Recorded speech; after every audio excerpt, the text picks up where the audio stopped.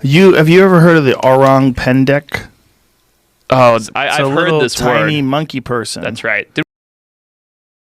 The question is there a link between Flora's man, the real Hobbit, and recent sightings of the orang pendek? The possibility certainly exists and should be considered that orang pendek and Homo floresiensis are one and the same. Assalamualaikum warahmatullahi wabarakatuh. Selamat datang di channel Mangku Mudo, channel yang berisi konten-konten tentang misteri yang ada di sekitar kita. Terima kasih buat kalian yang udah mengklik video ini, dan ini adalah video ketiga saya. Buat kalian yang sedang menonton, jangan lupa klik tombol subscribe dan aktifkan loncengnya, serta klik like dan komen agar channel ini dapat berkembang, sehingga saya dapat lebih semangat lagi dalam membuat konten-konten selanjutnya. Mari kita ke pembahasan, tapi seperti biasa, intro terlebih dahulu.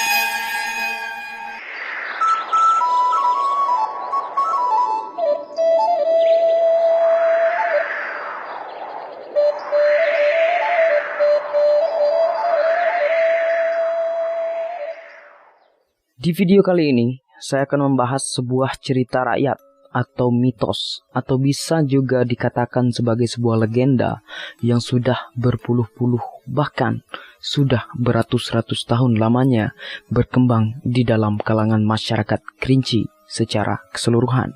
Cerita ini sangat menarik minat saya untuk mendalaminya serta membahasnya bersama teman-teman sekalian, dari yang paling tidak percaya akan hal tersebut sampai kepada yang paling fanatik sekalipun. Kenapa saya bilang menarik? Karena bukan hanya pribumi saja yang mempercayai hal ini, namun bule yang dari Eropa sana bahkan sudah meneliti akan kebenaran cerita tersebut. Ada yang dari Belanda sampai ke Inggris sana, dan mereka-mereka ini yang meneliti cerita tersebut sudah sampai menetap di daerah Kerinci untuk berpuluh tahun lamanya. Saking tertariknya mereka dengan hal itu, dan hal itu adalah cerita mengenai orang pendek berkaki terbalik yang ada di kawasan Gunung Kerinci dan Danau Kacau Kerinci. Saya katakan cerita Uhang Panda ini begitu menarik untuk kembali diceritakan adalah karena mitosnya ketika orang-orang berjalan ke dalam hutan-hutan, mereka akan bertemu sebuah jejak kaki, lalu mereka akan menyusuri jejak kaki tersebut sehingga mereka tersesat ke dalam hutan rimbun yang ada di Kabupaten Kerinci. Pada video sebelumnya, saya juga sudah membahas tentang Iksan Almugoni yang kabarnya dibawa oleh orang pendek kaki terbalik ini. Mungkin saja dia menyusuri jejak kaki tersebut. Nah, Uhang Panda ini memiliki kaki yang terbalik. Dia berjalan ke depan lalu meninggalkan jejak kaki yang seharusnya dia berjalan ke depan. Justru jejak kaki itu mengarahkan ke belakang. Ini yang bikin bulu kuduk bergidik ketika kita mendengar cerita akan hal tersebut. Baik, kita lanjut. Perlu diketahui, daerah Kerinci adalah salah satu wilayah kabupaten di Provinsi Jambi di Pulau Sumatera, berdampingan dengan Provinsi Sumatera Barat serta Provinsi Bengkulu. Daerah ini merupakan dataran tinggi dengan pegunungan dan perbukitan yang sangat banyak. Disebut Kerinci karena berdasarkan cerita orang-orang tua terdahulu adalah karena wilayahnya yang terkunci oleh perbukitan-perbukitan di sekelilingnya. Itu menurut versi pertama. Kemudian ada juga yang mengatakan karena wilayah ini adalah wilayah yang sangat subur, percampuran dari kering dan cair, sehingga tanah menjadi gembur. Ini berdasarkan cerita yang saya dengar, tapi saya tidak akan membahas lebih lanjut tentang pengertian Kerinci karena sudah ada ahlinya. Ini sebagai pengantar saja. Oke, kita lanjut. Nah, karena banyaknya bukit-bukit serta lembah-lembah yang disebut dengan TNKS atau Taman Nasional Kerinci Seblat yang ada di Kerinci ini, masyarakat di daerah ini seringkali menjumpai sesuatu yang tidak mereka duga dan terkesan ngeri bagi mereka, seperti berjumpa dengan harimau, kemudian sampai menjumpai hal yang mistis seperti cindaku dan bahkan orang pendek. Bahasa Indonesianya biasa disebut dengan orang bunian. Tadi saya sempat sebutkan cindaku. Mungkin saya akan bahas pada video selanjutnya. kita fokus. Keberadaan orang pendek di Taman Nasional Kerinci Seblat TNKS masih penuh dengan misteri. Masyarakat Kerinci menyebutnya dengan uhang panda atau orang bunian, atau biasa disebut dengan orang pendek berkaki terbalik. Dikabarkan makhluk aneh itu mendiami daerah pesisir selatan dan Pasaman Barat, Muko-Muko Bengkulu, Merangin, Gunung Kerinci, dan Gunung Tujuh, Kabupaten Kerinci, Provinsi Jambi. Warga setempat khususnya penduduk Kerinci telah meyakini keberadaan uhang panda ini secara turun-temurun. Digambarkan mereka hidup di tanah, berjalan tegak dengan dua kaki terbalik. Tumitnya ke depan apabila bertemu manusia hanya sekejap mata, kemudian menghilang.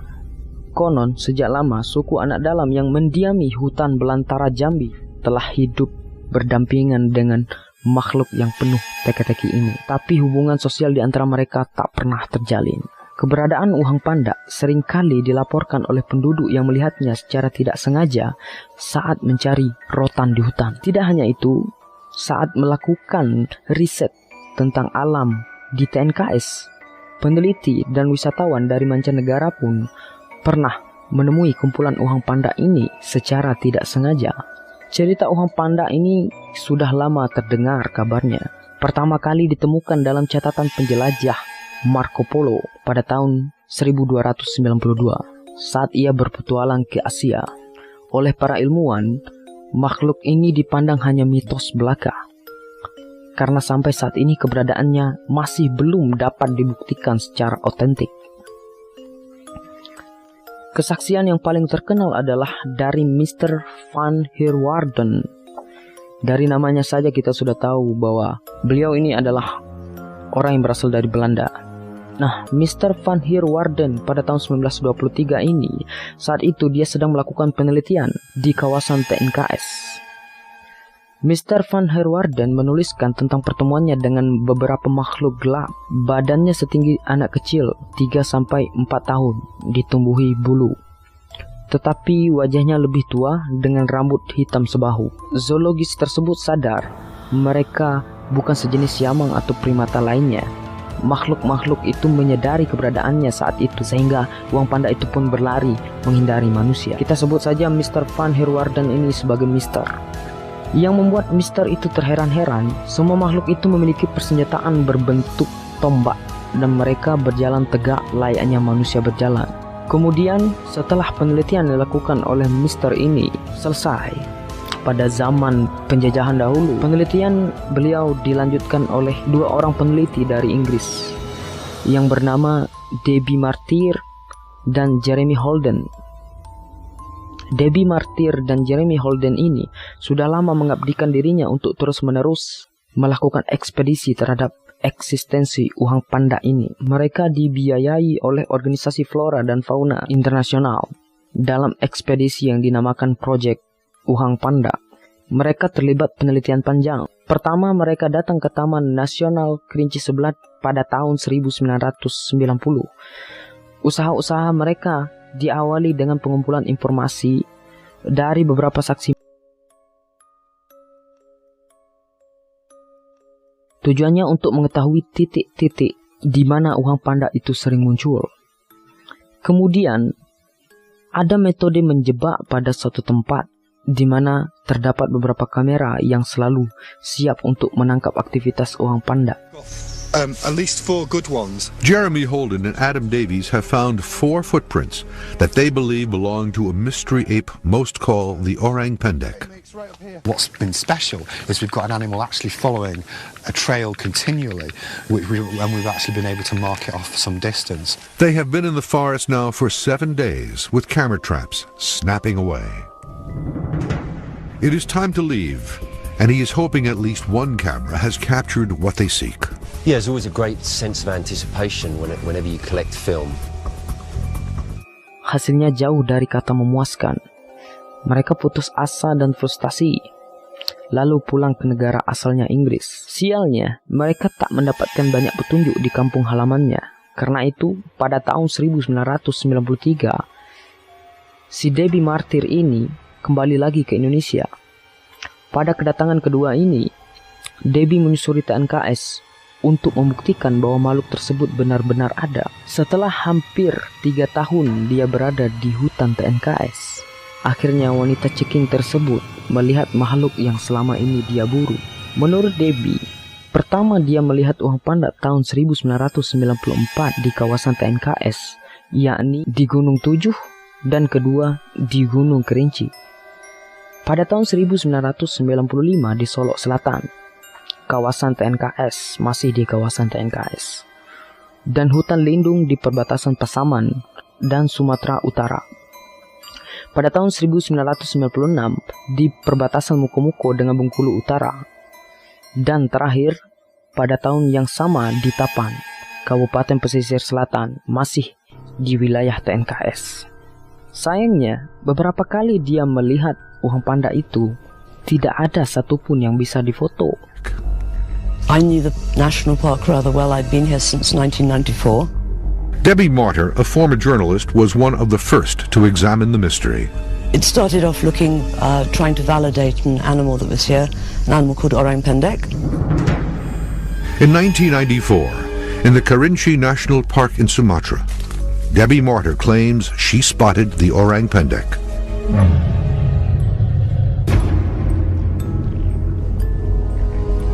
I saw a bipedal primate, which was moving very bipedally. Martyr, who was carrying a camera, never got a photograph.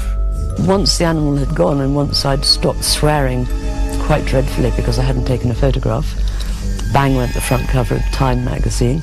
She never got a good look at the creature's face, but from what she did see, it was not like any animal she had seen.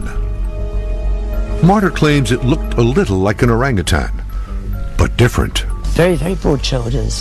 So that the head was very small in relation to the breadth of the shoulder. Alasannya, karena problem yang dihadapi saat peristiwa tak tunggal, mulai dari perkara jarak hingga kondisi alam.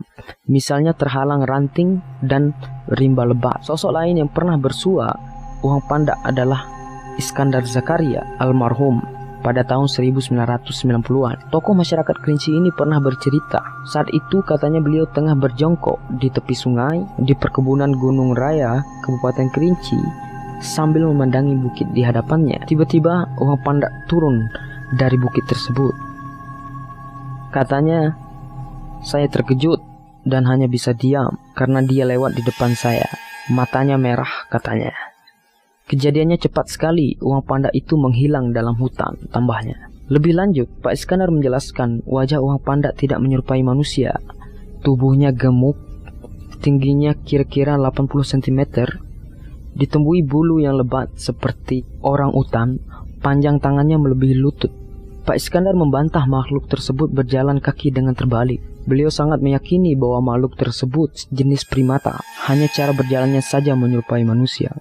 Beberapa pakar kriptozoologi menduga uang panda memiliki hubungan yang hilang dengan manusia, dan hal ini termasuk dalam teori Darwin. Mungkin sekian video dari saya.